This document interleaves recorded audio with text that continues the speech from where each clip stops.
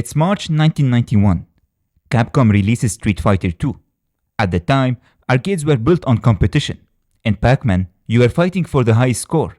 In shoot 'em ups, you were fighting the screen itself, memorizing patterns and trying to survive one more wave. But Street Fighter 2 changed the energy completely, because now the enemy was not the machine, it was the guy standing right next to you. Arcades quickly became battlegrounds. Players spent countless hours learning characters, mastering matchups, and searching for any advantage they could find.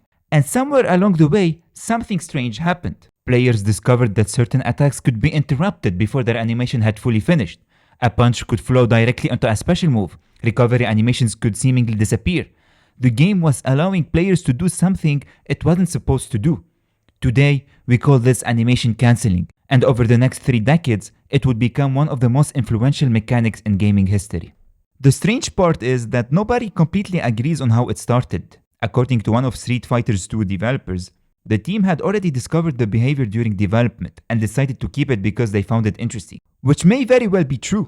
Although if I accidentally created one of the most influential mechanics in gaming history, I'd probably make sure everyone knew about it too. Jokes aside, the exact origins are surprisingly difficult to pin down. We know Capcom was aware of it, we know players were using it. What we don't know for certain is who truly recognized its potential first. But one thing is undeniable. Whether animation cancelling was discovered by developers first or by players, it was the players who pushed it to its limit. And in doing so, they transformed a strange interaction in Street Fighter 2 into a mechanic that would eventually spread far beyond fighting games and eventually lead to the influence of an entire industry. Now, before we can understand why animation cancelling mattered, we need to understand what is actually being cancelled.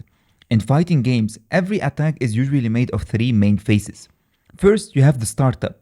This is the beginning of the move. The punch is being thrown, the sword is being raised, or the character is preparing the attack. Then you have the active frames. This is the part where the attack can actually hit the opponent.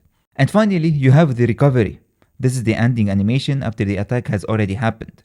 The character pulls their arm, lowers their weapon, or returns to their initial stance. In a normal situation, the games expect you to go through all 3 phases before starting your next attack. But with animation cancelling, this is no longer the case. Specifically, animation cancelling allows the player to skip part of that last phase, the recovery one, making combos feel much smoother and faster. So instead of doing punch, waiting for the recovery animation, and then executing your special move, what you can do is basically do your punch and immediately execute your special move, skipping almost entirely the recovery animation. The part where the character is recovering almost disappears or at least blends directly into the next move. And while this might not seem like a big deal to a casual player, it definitely matters when players are trying to gain every small advantage they can. A few skipped frames can be the difference between winning and losing. And once players realized this, Street Fighter 2 stopped being just a game about throwing fireballs and jumping kicks. It became a game about timing, execution, and squeezing every possible advantage out of the system. Now here is the interesting part. Knowing that this interaction wasn't originally intended, Capcom was eventually presented with a choice. Should they remove it, or should they leave it in? Back in the early 90s, developers couldn't just release a patch overnight and instantly fix every copy of the game. If Capcom wanted to change something, they would have to wait for a future revision or a later release. And honestly, if this bug was discovered today, there is a decent chance we wouldn't even be talking about it. Modern developers are constantly fixing unintended interactions. Riot, as an example, has temporarily disabled champions because of game-breaking bugs. And Nintendo sometimes seems determined to make sure you play the game exactly the way they intended. Just look at Mario Kart World, where players discovered a clever way to increase their chances of getting lap-style races, only for Nintendo to patch it out. Thankfully, after enough backlash from the community, they eventually brought it back. But animation cancelling was different. The more important reason it survived is that players loved it. The bug wasn't crashing the game. It wasn't making matches unplayable. Instead, it was doing something far more interesting. It was making the game better. Players were using this strange interaction to create combos, express skill, and discover entirely new ways to play. What started as an unintended behavior was quickly becoming one of the most exciting parts of the game, and Capcom noticed. And like I said in the introduction, according to one of the developers, the team found the interaction interesting enough to leave it in. Whether they fully understood how important it would become is another question entirely, but what matters most is that they chose not to fight it, they embraced it. And that decision ended up changing fighting games forever. Now after Street Fighter 2, fighting games were never really the same. Combos became a core part of the genre, and Capcom itself started adopting this cancellation philosophy into many of the fighting games it developed afterward. You can see this in games like Darkstalkers, and later in Capcom's versus games like X-Men vs Street Fighter and Marvel vs Capcom, where fast chains, launchers, air combos, and ridiculous combo routes became a major part of the appeal. What started as a strange interaction in Street Fighter 2 was no longer hidden in the background. It was becoming part of how fighting games were designed. And this idea did not stop with Capcom. Years later, Guilty Gear would take the concept even further with ROM and cancels. Guilty Gear added a dedicated button that allows players to spend meter to cancel their current action, helping them to extend their combos or recover from risky moves.